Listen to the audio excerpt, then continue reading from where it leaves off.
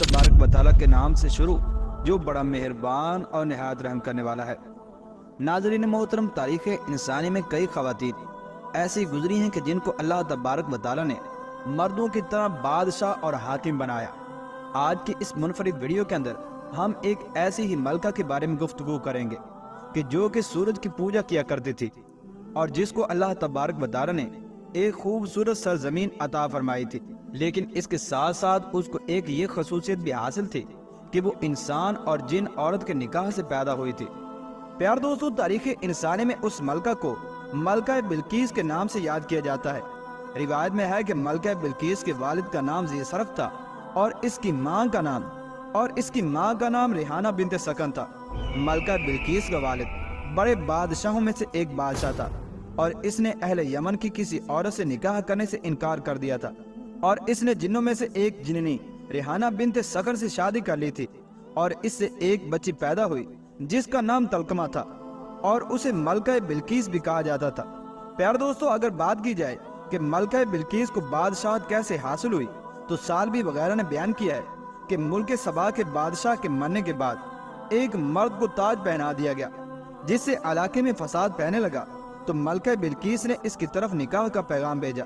तो इस आदमी ने इससे शादी कर ली। जब वो इसके पास आया तो इसने शराब पिला के नशे की हालत में इसका सर काट दिया और उसका सर काट कर अपने दरवाजे पर लटका दिया। चुनाचे लोगों ने जब ये देखा तो वो इसके पास आए और इसकी बहादुरी से बहुत ज्यादा मुतासिर हुई और इसको अपनी मलका बना लिया।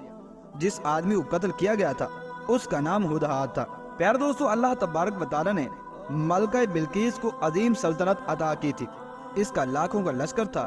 इसमें सिर्फ वजीर व मुशीर 312 शख्स थे और फिर उनमें से हर एक के मातहत 12-12 हजार की जमीयत थी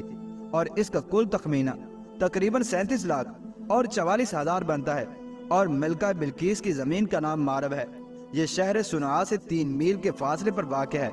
और इसकी मुमलिकत का अक्सर हिस्सा मुल्क यमन के अंदर आबाद था और हर किस्म का दुनियावी ज़रूरी असबाब उनको हासिल था और इसका नहायत शानदार तख्त था जिस पर वो जलवा अफरोज हुआ करती थी। चुनाचे वो तख्त हीरे जवाहरात से लैस और मरमरीद की कारीगरी से बनाया गया था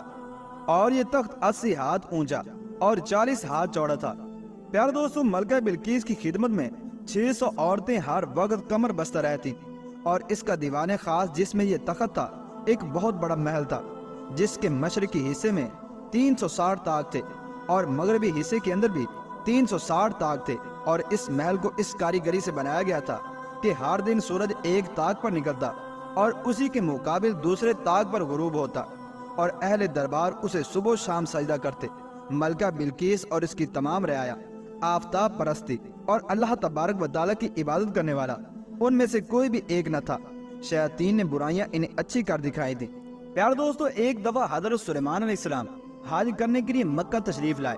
और यहाँ से जब आप वापस जा रहे थे तो एक मकाम पर आपने पड़ाव डाला। चुनाचे उस वक्त आपने तमाम परिंदों और जानवरों को जमा किया और उनके अंदर हुदहुद को तलाश किया क्योंकि हुदहुद वो परिंदा था जो जमीन से पानी निकालने की जगह की निशानदही किया करता था और फिर उस जगह से पानी निकाल कर हजरत सुलेमान अलैहिस्सलाम वुजू करके इबादत इलाही किया करते थे। लेकिन आज हुदहुद गायब था, जिस पर हजरत सुलेमान अलैहिस्सलाम ने फरमाया कि अगर वो मेरे पास आया तो यकीनन मैं उसे ज़िबा कर दूंगा, बशर्त ये कि वो मेरे पास कोई ऐसा उधर लाए जो कि माकूल हो। चुनांचे थोड़ी देर के बाद हुदहुद हजरत सुलेमान अलैहिस्सलाम की खिदमत के अंदर हाजिर हुआ, जिस पर हजरत सुलेमान अलैहिस्सलाम ने पूछा कि तुम कहाँ गए थे। तो उसने बताया कि मैं मुल्क सबा के अंदर गया था और वहाँ के तमाम अहवाल आपके गोश गुजार किए। जिस पर आप अलैहिस्सलाम ने फरमाया कि हम देखते हैं क्या तू सच बोलने वालों में से है या फिर तू झूठा है। प्यारे नाज़रीन, जिस वक्त हुदहुद ने मलका बिल्कीस के तख्त का जिक्र किया तो हजरत सुलेमान अलैहिस्सलाम के दिल के अंदर ये ख्याल गुजरा कि आखिर मैं देखूं तो सही कि वो तख्त कितना बड़ा है जो हुदहुद कह रहा है कि वो आपके तख्त से भी बड़ा है। चुनांचे आप अलैहिस्सलाम ने मलका बिल्कीस को एक खत लिखा जिसका मजमून ये था कि अल्लाह के नाम से शुरू और मेरे सामने सरकशी मत करो और मुझे मजबूर मत करो और मेरी बात मान लो और मवाहिद मुखलिस मुती बनकर मेरे पास चली आओ। चुनांचे हुदहुद वो खत लेकर वहां से रवाना हुआ और मलका बिल्कीस की गोद के अंदर डाल दिया। जब मलका बिल्कीस ने इस खत को पढ़ा तो अपने मुल्क के रुअसा को बुलाया और उनसे इस खत के बारे में मशवरा किया تو انہوں نے کہا کہ ہم سخت جنگجو ہیں، جس پر ملکہ بلقیس نے کہا کہ میں جنگ نہیں لڑنا چاہتی، کیونکہ جب بھی کوئی بادشاہ کسی ملک کے اندر داخل ہوتا ہے تو اس ملک کو تباہ و برباد کر دیتا ہے، لہذا میں ان کا امتحان لیتی ہوں، میں ان کے پاس کچھ تحفے تحائف بھیجتی ہوں، اگر وہ واقعی اللہ کے نبی ہوئے تو ان تحفوں کو کبھی بھی قبول نہ کریں گے، اور اگر وہ اللہ کے نبی نہ ہوئے تو ان تحفوں کو قبول کر لیں گے۔ چنانچہ جس وقت ملکہ بلقیس نے گراں قدر تحائف کو حضرت سلیمان علیہ السلام کی طرف روانہ کیا تو آپ نے جنات کو حکم دیا کہ ایک خوبصورت شہر تعمیر کیا جائے،